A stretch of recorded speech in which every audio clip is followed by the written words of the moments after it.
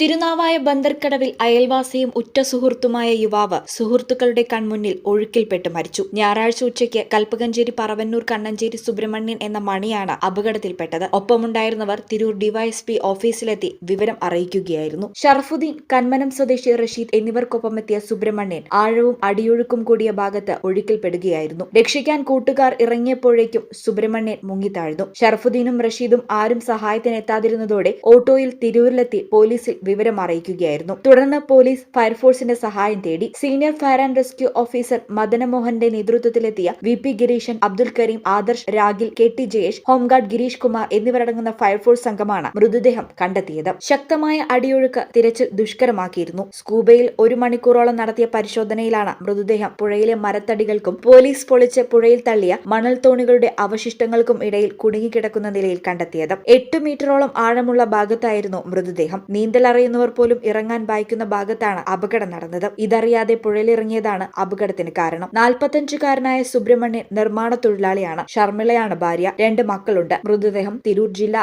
ആശുപത്രിയിലേക്ക് മാറ്റി. ഈ ചാനൽ തിരുനാവായ അൽ സലാമ ഹൈ ഹോസ്പിറ്റൽ റോഡ് പെരിന്തൽമണ്ണ.